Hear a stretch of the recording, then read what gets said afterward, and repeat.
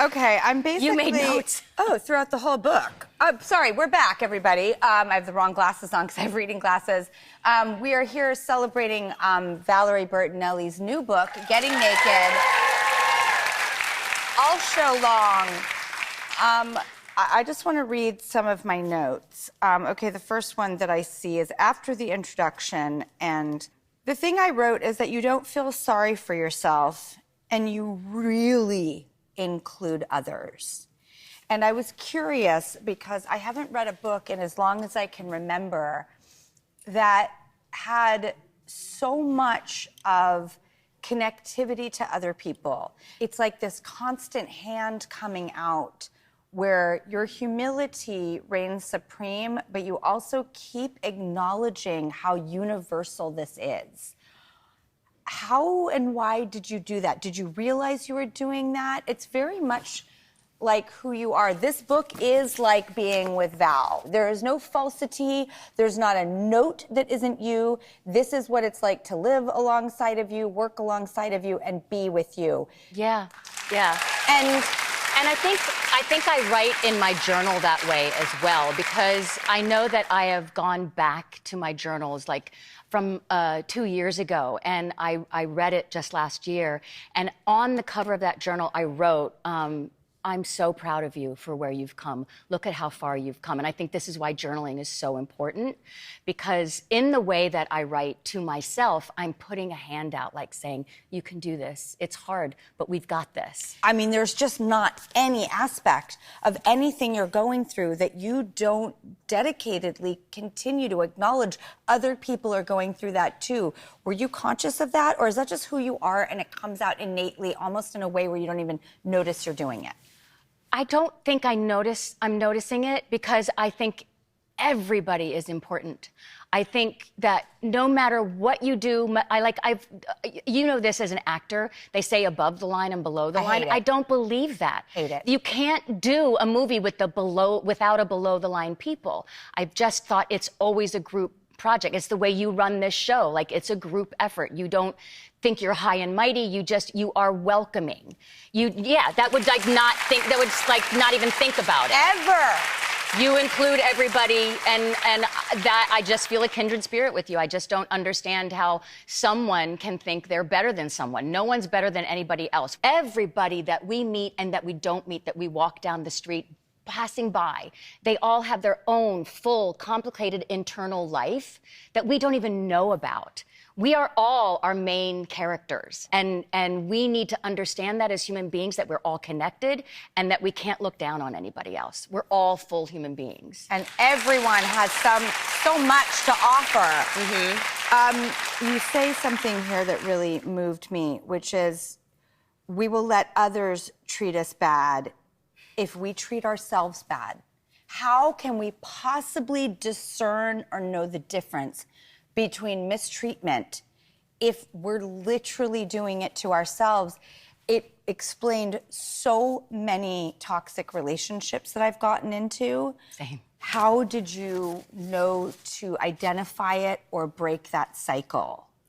I knew, okay, it goes deep, and it goes to my far, far past. So, I'm just going to say it, because I just say it in the book, and it's gotten easier and easier for me to say it. I was sexually abused when I was 11 years old. And so I didn't think that I deserved any better. I found it was my fault. I thought it was not for sure my fault. But it changed how I looked at the world. And I was already looking at the world like, I came into a grieving family. My brother died when my mom was pregnant with me. He was 17 months old. So I came into this life having to make life better for the people that I saw grieving without even knowing it as a baby. So by having these traumatic experiences in my life, I began to believe that I wasn't worth being treated better. So I began to believe that lie. And through my life, I would do maybe things that I'm ashamed of, and I would layer that shame on top of the original shame that was never mine to begin with.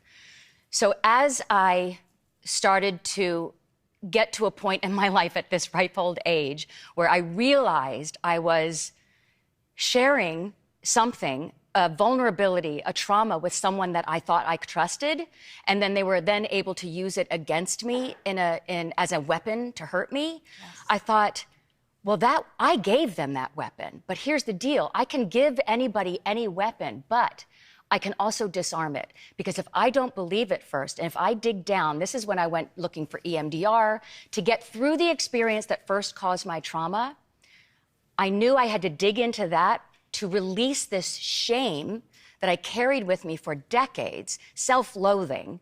And once I was able to release that, and it took me a good 10 years, by the time I first told my therapist that I had been abused to the time that I did EMDR. And when you get to a point that you can release it, and it's still a part of you, it will never not be a part of you, it will always be an experience that you had, but by making peace with it and now knowing it's an experience I had, it doesn't define who I am. So I can't let anybody else use that experience against me. And my vulnerability is to be honored, and it's my strength. And if someone's going to abuse that, then they don't belong in my life. So why am I abusing it? Do I not belong in my life? No, I do. So I needed to make friends with all of that shame and then go, okay, thanks, and then sit by it. And I actually go through a meditation in my book where you're able to take something and sit it next to you and walk away from it, knowing that if you need to go back to it, you can.